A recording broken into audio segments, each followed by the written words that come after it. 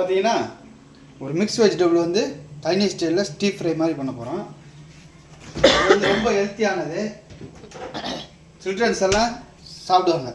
So அந்த மாதிரி தான் நம்ம சமைக்க போகிறோம். முதல்ல பார்த்தீங்கன்னா 2 டேபிள் ஸ்பூன் எண்ணெய், ஒரு 3 சின்ன சின்ன பீஸ் புரோக்கோலி எடுத்து இந்த மாதிரி கட் பண்ணி வச்சுங்க. ப்ளூ கேபேஜ் இருந்துச்சுன்னா ப்ளூ கேபேஜ் எடுத்து நல்லா கட் பண்ணி வச்சுங்க. Purple cabbage. ஸோ இது வந்து பூண்டு, ஒரு பல்லு பூண்டு நல்லா நறுக்கி வச்சுங்க. இது வந்து பார்த்திங்கன்னா பீன்ஸு, ஒரு 3 பீன்ஸ் எடுத்து நல்லா நறுக்கி வச்சுங்க. கேரட்டு ஒரு அரை துண்டு எடுத்து நல்லா சின்ன சின்னதாக நறுக்கி வச்சுங்க. ஸோ சால்ட்டு வந்து கொஞ்சமாக வச்சா போதும். சால்ட் இல்லாதவங்க கெச்சாப் சாயர் லைட் சோயா சாஸ் கூட வச்சுக்கலாம், சால்ட் வேணான்றவங்க. ஸோ முதல்ல தண்ணியை நல்லா கேபேஜையும் போட்டுருவோம். போட்டு நல்லா ஒரு கொதி வந்தானே இறக்கிடுவோம். ஒரு 3 மினிட்ஸ் அவிஞ்சோன்னே, நல்லா அவிஞ்சு வந்தோடனே ஸ்டெயின் பண்ணி எடுத்துரும். ஸோ முதல்ல 1/4 டேபிள் ஸ்பூன் அளவு எண்ணெய் விட்டுருவோம். எண்ணெய் கொஞ்சம் லைட்டாக சூடாகட்டும். இந்த மாதிரி சாப்பிட்றதுனால பார்த்தீங்கன்னா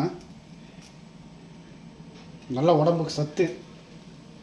ரீசன் பார்த்தீங்கன்னா நல்லா பாயில் வெஜிடபிள் முடிஞ்சவங்க நிறையா எடுத்துங்க. ஸோ பூண்டு போட்டுருவோம்.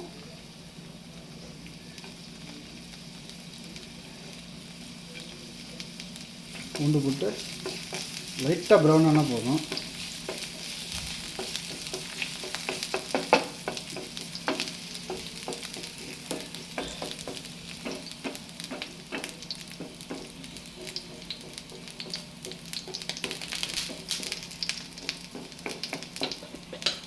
இந்த மாதிரி ஸ்டேஜில்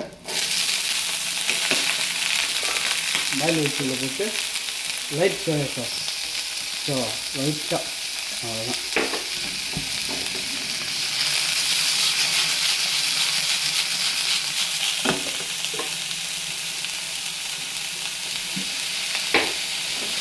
ஒரு 4 டேபிள் ஸ்பூன் விட்டால் போதும். சைனீஸ் எல்லாம் இந்த மாதிரி தான் சாப்பிடுவாங்க. இதோட பார்த்தீங்கன்னா ஒயிட் பெப்பர் இருந்தால் ஒயிட் பெப்பர் லைட்டாக டேஸ்ட்டுக்கு, இல்லாட்டி பிளாக் பெப்பர் லைட்டாக.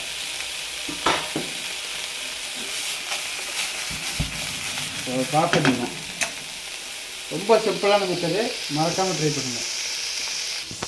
வெஜிடபிள் வந்து ரெடி ஆகிடுச்சு பாருங்கள். அவ்வளோதான், பச்சை பச்சைன்னு அப்படியே இருக்கும்.